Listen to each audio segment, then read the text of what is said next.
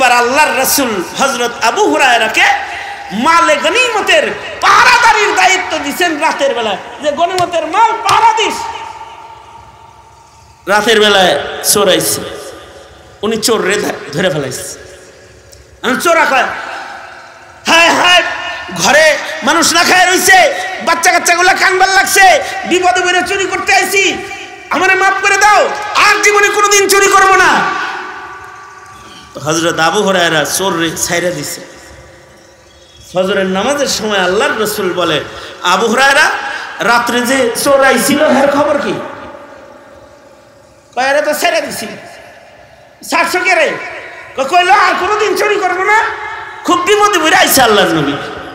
আসলে সচ্ছল থাকলে চুরি মুড়ি করতে পারতো না, বিপদে পড়ে চুরি করতে আইছে, খুব করে বললে তো ছাইরা দিছে, ছাইরা তো দিছে। আল্লাহর রাসূল মুস্কি হেসে দিয়ে বলে, ও মিথ্যা কথা বলে গেছে তোমার কাছে, যার কোনোদিন আসবে না, সতর্ক থাইকো, আবার আইব। পরের রাত্রে শয়তান আবার আইছে। হযরত আবু হুরায়রা চোরের বেশে আইছে তো আবার ধরছে, আবার কাকুতি মিনতি করছে, দ্বিতীয় দিনও ছাইরা দিছে। আল্লাহর রাসূল দ্বিতীয় দিন ফজরের সময় কয়, কি খবর? কয় আজকেও ছাইরা দিছি। ছাড়ছো কেন? আর চুরি করবে না, খুব করে ওয়াদা দিয়ে গেছে আর চুরি করবে টরবে না। শয়তান যেমন চুরি করবে না বলে চুরি করে, আওয়ামী লীগ জুলুম করবে না বলে তারা ক্ষমতায় এসেছিল 21 বছর পরে একবার, আবার শয়তানি করছে। কয়দিন পরে দেখবেন আবার বলবে, আমরা আর শাপলার হত্যাকাণ্ড ঘটাবো না, গণহত্যা করব না, আমরা মানুষের অধিকার নষ্ট করব না, আমরা ভালো হয়ে গেছি। আসলে বাঙালি ইমানদার তো বারবার ক্ষমাও করে। আবু হুরায়রা ক্ষমা করে দিচ্ছে, বাঙালিও জালেম করে ক্ষমা করে, সহজে ভুলে যায়। তবে জালিম রে বারবার ক্ষমা করা সুন্নতের খেলা, সতর্ক থাকতে হয়। তো হযরত আবু হুরায়রাকে নবীজি সতর্ক করে দিছে যে সাবধান, আবার আইব কিন্তু। পরের রাত্রে আবার চোর আইছে, হযরত আবু হুরায়রা আবার ধরছে, ধরে কয়, কিরে 2 দিন ছাইরা দিছে, আবার আইছিস তুই? ঠিক আছে, আজকে যদি ছাইরা দেন তাহলে আপনার একটা ইলম শিখায়া যাবো, শয়তান আপনার কোনো ক্ষতি করতে পারবে না, চোর ডাকাত আপনার কোনো ক্ষতি করতে পারবে না, চোর ডাকাইতে কোনো সময় আপনার ক্ষতি করতে পারবে না। হযরত আবু হুরায়রা আসলে ইলমে দ্বীনের আশেক ছিলেন, এই কারণেই উনি নবীর দরবারে না খায়া কইরা থাইকা সর্বোচ্চ হাদিস উনি সংগ্রহ করছেন, ইলমের পাগল ছিলেন। শয়তানে কইছে ইলম শিখাইবো, উনি রাজি হয়ে গেছে, ঠিক আছে শিখাও, তাহলে ছাইরা দিই। শয়তানে কয়, আয়াতুল কুরসি বলে, আয়াতুল কুরসি আমল করেন, এই চোরটা হয়তো কোনো ক্ষতি মধ্যে আপনার করতে পারবে না। হযরত আবু হুরায়রা তো ছাইরা দিছে। সকালবেলায় আল্লাহর রাসূল বলে, কি খবর আবু হুরায়রা? কয়েকটা ইলম শিখাইছে তো ছাইরা দিছি, আর আজকে ওয়াদা করে গেছে, আমি আপনার কাছে আনতেই চাইছিলাম যে হাতটা কাইটা দিই চোরে, ও বলছে আর চুরি করবে না। আল্লাহর রাসূল বললেন, ইলম শিখাইছে এটা ঠিক আছে, কিন্তু কথাটা মিছা কয়ে গেছে, চুরি করবে না, দুষ্টামি করবে না তা না, ও জিনিসটাই দুষ্ট, ও দুষ্ট করবে, দুষ্টামি করবে। কিন্তু হযরত আবু হুরায়রা শয়তানের উপরেও বিজয়ী, আর মুকাসসিরিন সাহাবীদের ভিতরে একজন, ইলম বেশি যে, এ কারণে ওনার প্রভাব কিবারে সাহাবা যারা বয়োবৃদ্ধ যারা তাদের উপরে ছিল ইলমের কারণে। সেম আব্দুল্লাহ ইবনে আব্বাস, উনি যখন 18 বছর বয়স, তখন তিনি পার্লামেন্ট মেম্বার। হযরত উমর ওনাকে বসায় রাখতেন সিনিয়রদের পাশে, কিসের কারণে? ইলমের কারণে।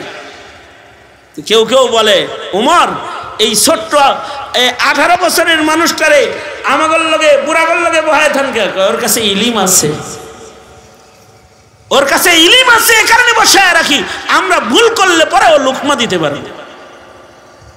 আলেম লুকমা দিবে, আলেম ভুল ধরে দিবে, আলেম শয়তানি চিনায় দিবে যে পহেলা বৈশাখে এই কাম করবে না, এগুলো শয়তানি। চিনা দিবে, ওই শয়তান তার কাছে যাইবে না, ও পীর না আস্ত শয়তান বলে দিবে আলেম। আলেম বলে দিবে অমুকরে ভোট দিও না, এটা শয়তান।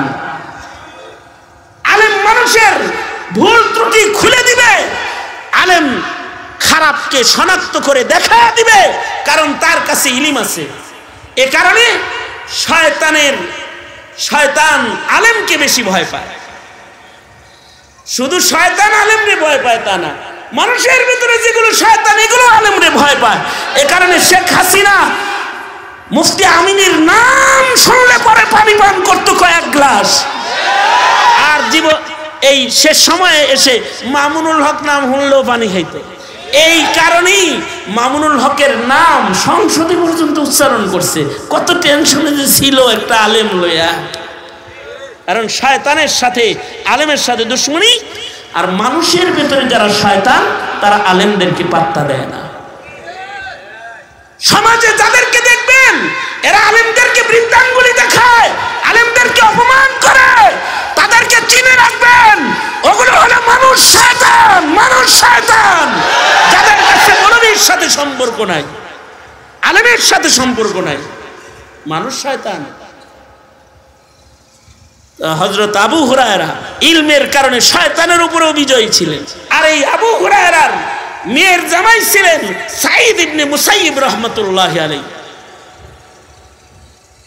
সাহাবী দেখছে তো, নবী না দেখলেও ইমানের পাওয়ারটা কি? ইমানের পাওয়ার হলো সুদীর্ঘ। এই কথাটা শোনার সাথে সাথে একটা সুবহানাল্লাহ ডেলিভারি দিন ভালো করে। হযরত সাঈদ ইবনে মুসাইয়িব আগে কয়ালই, হযরত সাঈদ ইবনে মুসাইয়িব সুদীর্ঘ 40 বছর আজানের আগে মসজিদে ঢুইকা বয়ে রয়েছেন। 40 বছর। আরো জোরে আওয়াজ করে বলেন, আরো জোরে করে আওয়াজ করে বলেন, কত বছর? হ্যাঁ, আজানের আগে মসজিদে ঢুকছে 40 বছর সাঈদ ইবনে মুসাইয়িব। আমরা পারি? আমরা শয়তানের কাছে পরাজিত, আর ওনারা 40 বছর আজানের আগে মসজিদে গিয়ে বসে থাকছেন। উনাকে জিজ্ঞেস করা হয়েছে সাঈদ ইবনে মুসাইয়িবকে, আজানের আগে মসজিদে আইসা কেন আপনি বসে থাকেন জানতে চাই। সাঈদ ইবনে মুসাইয়িব বলে, ময়দানে মাহশারে যদি এমন কোন মামলা হয়, আমার ঘর মসজিদে তোরে ডাইকা আনা লাগতো কেন? যারা আজানের পরে মসজিদে আসে তারা আসামি হয়ে যাবে। আমি সাঈদ ইবনে মুসাইয়িব সব সময় আজানের আগে মসজিদে ঢুইকা বইসা থাকি, জন্য যেন ময়দানে মাহশারে আল্লাহর কাছে আমার ঘরে ডেকে আনা লাগলো কেন মামলার আসামি যেন আমি না হয়ে যাই। এমনকি উনার মসজিদের সাথে এত খাতির ছিল, মদিনা তয়বায় 3 দিন একবার আজান বন্ধ ছিল যখন ইয়াজিদি বাহিনী মদিনায় হামলা করেছিল। ইয়াজিদি বাহিনী ক্ষমতার জন্য মদিনায় হামলা করেছিল। 3 দিন মসজিদের নববীতে আজান হয় নাই। যারা ক্ষমতা প্রতিষ্ঠা করতে যায় তারা মানুষের ইবাদত বন্ধ করে হালায়, আজান দিতে দেয় নাই ইয়াজিদি বাহিনী। শেখ হাসিনা ক্ষমতা প্রতিষ্ঠা করতে গিয়ে ওয়াজ বন্ধ করে দিচ্ছে, ওয়াজ বন্ধ করছে, মাহফিল হইতে পারবে না থানার পারমিশন ছাড়া। ইয়াজিদি বাহিনী মদিনার আজান বন্ধ করে দিয়েছিল। 3 দিন মসজিদের নববীতে আজান হয় নাই। আর জমিনের উপরে ক্ষমতা লিপ্সু যারা, ক্ষমতা প্রেমী যারা, ক্ষমতার লোভ যাদের আছে, এদের নজরে সে ছাড়া আর কোনো ভালো মানুষ সে চায়া দেখে না। যারা ক্ষমতা প্রেমী হয় এর নজরে তার চাইতে ভালো মানুষ জমিনে আর সে চোখে দেখে না। এখন যদি তার সামনে কোনো সাহাবীও থাকে, হে মনে করে ওর চাইতে আমার দাম বেশি, ক্ষমতা প্রেমী। এই কারণেই মদিনায় হামলা যখন করছে তখনও মদিনাতুল মুনাওয়ারাতে সাহাবী কিছু বিদ্যমান ছিল। এই ইয়াজিদি বাহিনী সাহাবীদের ঘরে ঢুইকা সাহাবীদের যুবতী মেয়েদেরকে বের কইরা তারপরে তারা বেইজ্জত করছে, মুখ কালা করেছে, বেইজ্জত করেছে, জিল্লতি করেছে। শুধু তাই না, ওই সময় মদিনাতুল মুনাওয়ারাতে জাবের ইবনে আব্দুল্লাহ সাহাবী, আলেম দ্বীন সাহাবী বিদ্যমান ছিলেন। জাবের ইবনে আব্দুল্লাহ জীবনের শেষ ভাগে এসে অন্ধ হয়ে গেছিলেন, অথচ উনি এত ইলম পিপাসু মানুষ ছিলেন যে জাবের ইবনে আব্দুল্লাহ তিনি আব্দুল্লাহ ইবনে উনাইসের কাছ থেকে, বুখারী শরীফে আছে, একটা হাদিস রিওয়ায়াত শোনার জন্য মদিনা থেকে সুদূর কুফা পর্যন্ত পায়ে হেঁটে গেছেন। একটা হাদিস শোনার লেগে পায়ে হাইটা মদিনা থেকে উনি সুদূর কুফায় গেছেন। এই জাবের ইবনে আব্দুল্লাহ তিনি তখন মদিনায় অবস্থানকারী, বয়সের ভারে ওনার চোখ তখন অন্ধ হয়ে গেছে, চোখে দেখে না। ইয়াজিদি বাহিনী গিয়ে এই জাবের ইবনে আব্দুল্লাহর মতো আলেম সাহাবীর পিঠের উপরে লাথি মেরে ওনাকে মাটিতে ফেলাইয়া দিছে। যারা জালেম হয় তারা সাহাবী নির্যাতনকারী হয়। জালেম যারা হয়, হাজ্জাজ ইবনে ইউসুফ আব্দুল্লাহ ইবনে জুবাইরের মতো সাহাবীকে শহীদ করেছে। এই যারা ক্ষমতা লিপ্সু জালেম হয় এরা আলেম হত্যাকারী হয়, আলেমদের নির্যাতনকারী হয়। যেমন শেখ হাসিনা এদেশের আলেমদেরকে ফাঁসির কাস্টে ঝুলাইছে, আলেমদেরকে শহীদ করেছে, শাপলা চত্বরে আলেমদেরকে গুলি করে করে পাখির মতো মেরেছে, শুধুই মাত্র ক্ষমতার জন্য। যারা ক্ষমতা লিপ্সু হয় তারা জালেম হয়, তারা আজান বন্ধ করে দেয়, ইবাদত বন্ধ করে দেয়।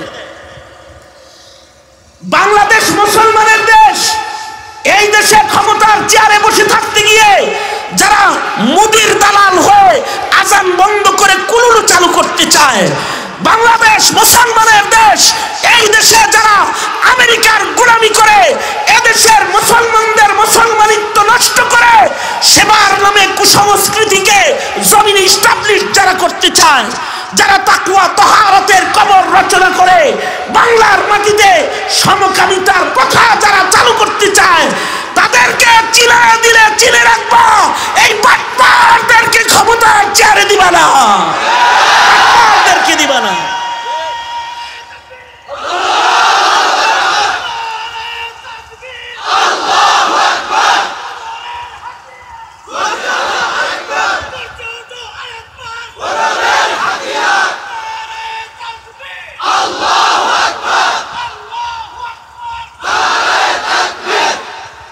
যারা জুলমের রাজত্ব করে, এরা জমিনের মানুষের ধর্মীয় অধিকারকে ছিনিয়ে নেয়, এরা স্বাধীন মানুষের স্বাধীনতাকে তারা কব্জা করে, তারা মানুষের বাক স্বাধীনতাকে বন্ধ করে বাকশাল কায়েমকারী হয়ে যায়, শুধুই মাত্র ক্ষমতাকে, ক্ষমতার চেয়ারকে দখল করে রাখার জন্য।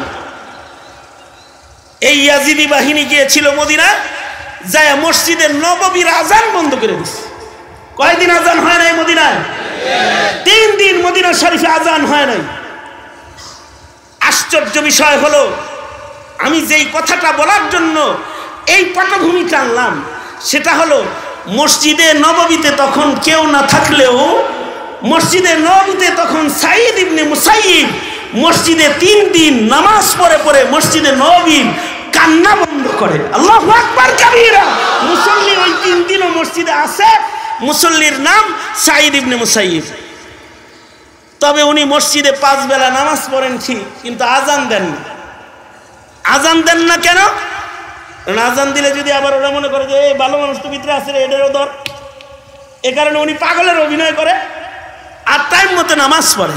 কিন্তু তিরমিজিতে আছে, সাঈদ ইবনে মুসাইয়িব বলে, দিলের কান দিয়ে কথাটা শুনলেন, সাঈদ ইবনে মুসাইয়িব বলে, নামাজের সময় যখন কাছাকাছি চলে আসতো, আমি তো আজান দিতে পারতাছি না, কিন্তু আমি আমার কানটা রাসূলের রওজার দিকে ফিট করলে আমি শুনতে পেতাম 5 বেলা নামাজের আযান দেয়, নবীজি আযান দেয় মসজিদে। তার মানে এই মানুষগুলা এত ভালো ছিল যে তাদের কান কবরের আযান শুনতো। আগের মানুষগুলা ভালো ছিল, তারা মসজিদের নববীর মিম্বরে দাঁড়ায় দাঁড়ায় হযরত সাদিয়াকে দেখতো। এই মানুষগুলা ভালো ছিল, তাদের চোখে পাওয়ার ছিল, তাদের কানে পাওয়ার ছিল, তাদের হাত পায়ে পাওয়ার ছিল। যত পিছনের দিকে যাব তত এমন ইবাদতের পাওয়ারওয়ালা মানুষ খুঁজে পাবো। আর ডিজিটাল যত আসবে তত বড় বড় গুনাহগার খুঁজে পাবো। বড় আবেদের ইবাদত তালাশ করতে হলে পেছনে দিতে হবে। এ কারণে আল্লাহর রাসূল বলেন, কিয়ামত পর্যন্ত আমার সাহাবীদের গুণ গাইবা। পেছনের মানুষ, ভালো মানুষ যারা, তাদের গুণগান সামনের মানুষদেরকে শোনাইবা। সাবধান সাবধান, সাহাবীদের সমালোচনা কখনো তোমরা করবা না।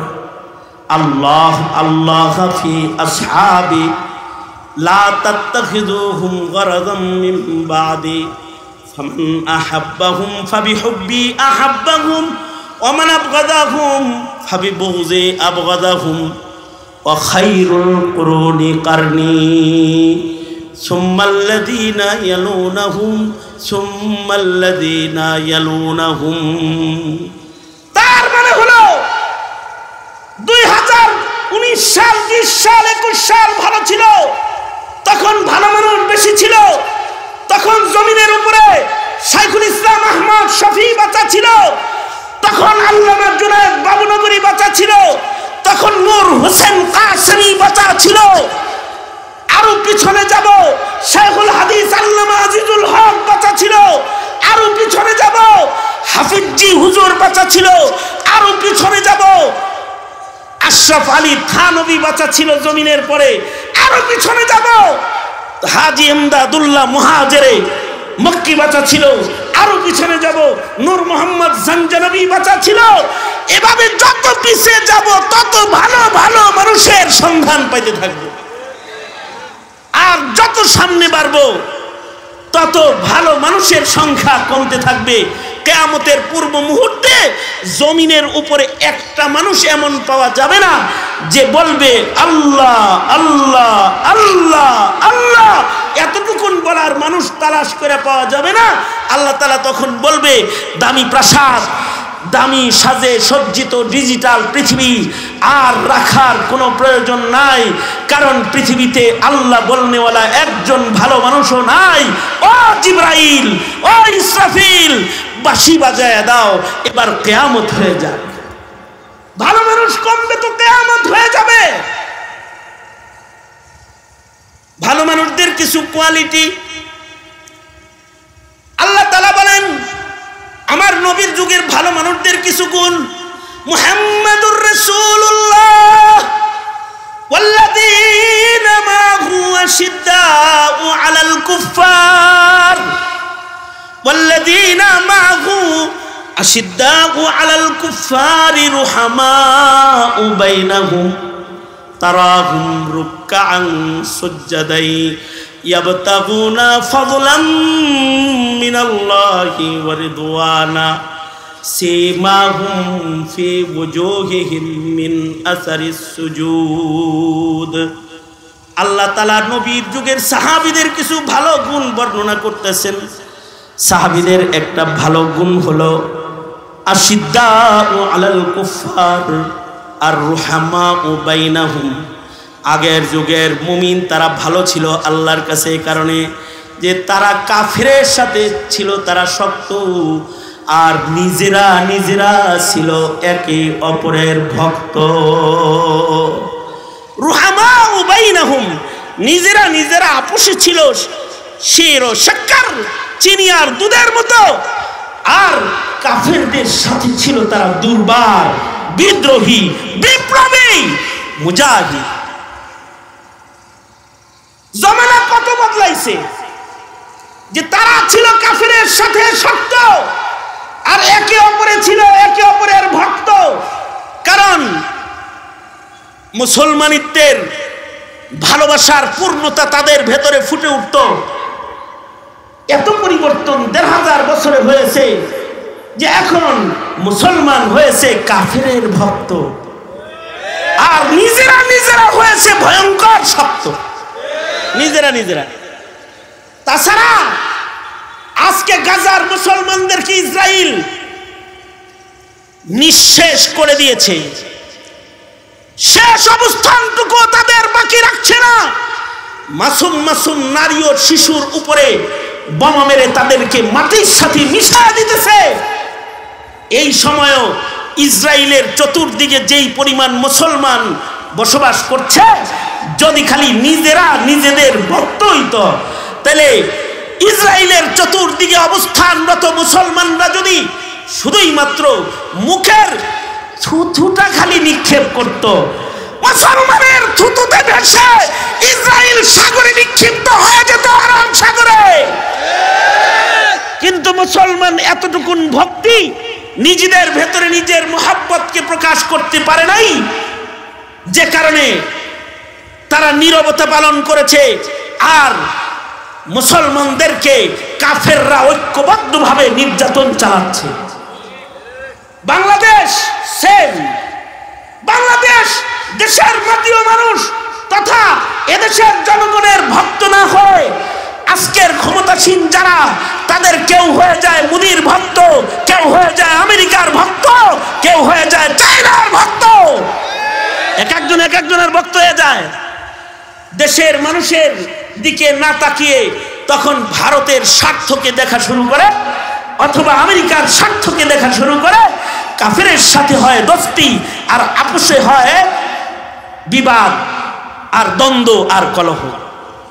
নিজেরা নিজেরা ভালোবাসা নাই, ভালোবাসা পয়দা করে কাফের মুশরিকের সাথে। এটা হলো পূর্বের যুগের মুসলমান আর এই যুগের মুসলমানের শক্ত আর ভক্তর ব্যবধান। আর গুনাহ আর ইবাদতের ব্যবধান তো আছে। তারাহুম রুকআন সুজদাই ইয়াবতাগুনা ফাযলাম মিনাল্লাহ, ইয়াবতাগুনা ফাযলাম মিনাল্লাহি ওয়া রিদওয়ানা। আগের যুগের মুসলমানদের দিকে তাকাইলে দেখা যাইতো তারা সেজদায় আছে, রুকুতে আছে। ঘরে তাকাইলে সেজদারত মানুষ পাওয়া যেত, গাছতলায় তাকালে নামাজি মানুষ পাওয়া যেত, মাঠে ময়দানের ভেতরেও আল্লাহর নামের জিকির কারণে ওয়ালা পাওয়া যেত।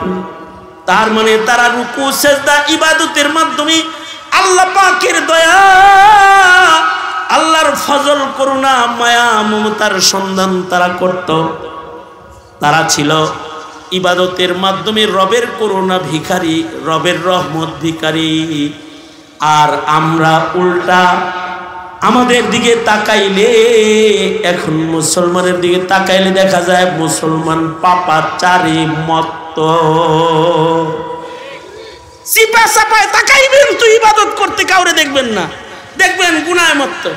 তাকাইলে দেখবেন ফেসবুক টিপাইতেছে, ওয়াজের ভিতরে বইয়াও মোবাইলে চালাইতেছে, নেট জগতের ভিতরে ঘুরে বেড়াইতেছে, মসজিদের ভিতরে বসে বসেও পাপের ভেতরে, গুনাহের ভেতরে লিপ্ত হয়ে গেছে। এমন কোন ঘর পাওয়া মুশকিল যে ঘরের ভেতরে ইবাদত চালু আছে। ইল্লা মাশাআল্লাহ, অবশ্যই আছে, না থাকলে তো আসমান টিকে থাকতো না, জমিন টিকে থাকতো না। আছে, কিন্তু অধিকাংশ ঘরের অবস্থা হলো তাদের ঘরের দিকে তাকাইলে গুনাহগারের সংখ্যা বেশি দেখতে পাওয়া যায়। ঠিক কিনা জোরে আওয়াজ করে বলেন। আর তাদের হালাত হলো তারা রুকু সেজদা ইবাদতে এতই নিজেদেরকে আত্মনিয়োগকারী ছিল যে তাদের চেহারার ভেতরে ফি উজুহিহিম মিন আসারি সুজুদ, তাদের চেহারার ভেতরে সেজদার দাগ ছিল, ইবাদতের দাগ ছিল। আর এখনকার দেহের ভেতরে রাজনীতি, কুপাকুপির দাগ আছে, কুপাকুপির দাগ। আমি এক এলাকায় মাহফিলে গেছি, এক লোক এসে কয়, যুবক এসে কয়, হুজুর 15 বছর পরে বাইরে হইছি, এই দেখেন কোপের দাগ, এই দেখেন গুলির দাগ, গাড়ের ভিতরে গুলি আছে, হাতে চাইনিজ কুড়ালের কোপ আছে, দাগ দুগ আছে, এগুলো দেখাইতেছে। আমাকে এত কুপান কুপাই ছিল আপনারে, এখন আপনি কুপানের নিয়ত করছেন না? বাইরে। তাই আমার এক কথায় একটা তাকবীর দে শুরু করে।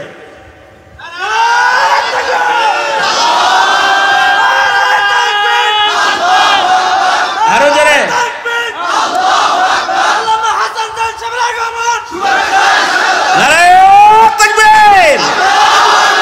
আমার দোস্ত আয়া পড়ছে, দোস্ত দেখতেও যেমন, কোরআন তেলাওয়াতটাও তেমন, ওয়াজটাও তেমন, মুহাদ্দিসটাও তেমন, শাইখুল হাদিসটাও তেমন।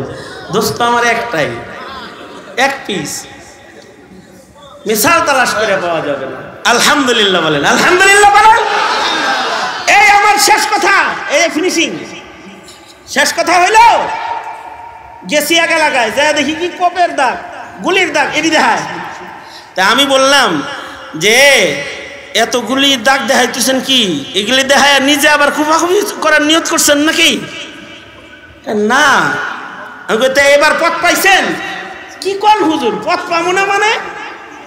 কুরবানি কি জীবনে কম দিছি, পথ পাবো না মানে? মানে সাধারণ সম্পাদকের পথ সেই পেয়েছে, ছাত্র দল সাধারণ সম্পাদক দামাত বারকাত হইছে, বুঝলেন এই কথাটা?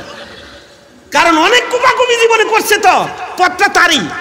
তা আমি বললাম এখন যেহেতু আবার আপনি সেই সাধারণ সম্পাদকের পদে আবির্ভূত হয়েছেন, এখন আপনার নিয়োগটা কি? আপনি এখন কোবাইবেন নাকি বলেন? হ্যাঁ, আমার পরিচিত তো। কারণ এখন যারা তোমরা রাজনীতি করো, যারা দলের নেতা হয়েছ, তোমরা আমাদের কর্মজীবনের বয়স তোমাদের ভেতরে এখনো ফুটে উঠে নাই। আমাদের কর্মজীবন 27 বছর, তুমি এখন 20 বছর 21 বছরের ছাত্র দলের নেতা, যুব দলের নেতা, তুমি অমুক দলের নেতা, অমুক দলের নেতা। হ্যাঁ, আলেমদেরকে মনে করো যে এরা কি, আমি তো নেতা। তুই নেতার কানে আজান হয়েছে এই মৌলবীর কথায়, তোর নামকরণ করেছে আলেমরা। তা আমি বললাম এখন তো আবার তুমি নেতা স্টিল ভাই, তো এখন তোমার কি নিয়ত? তুমি এবার কুবাকুবি ঠিক মতো করবা তো? সে আমার কাছে বিব্রত হয়েছে। আমি বললাম আমি হাতে করে তোমাকে একটা কথা বলি, জীবনে মার খাইছো, জন্মের শিকার হইছো, প্রতিদান পাবা আল্লাহর কাছ থেকে। তোমরা নেতা হয়ে তোমরা আবার আওয়ামী লীগ হয়ে যাবে না, আওয়ামী লীগ হয়ে যাবে না তোমরা। তোমার গায়ে কোপের দাগ আছে, এখনো সেজদার দাগ লাগাও নাই, আজ থেকে ইবাদতের দাগ দেহের ভেতরে লাগাও, আল্লাহর কাছ থেকে ক্ষমা পাবা। কারণ সাহাবায়ে কেরামের গুণ হলো ফি উজুহিহিম মিন আসারিস সুজুদ।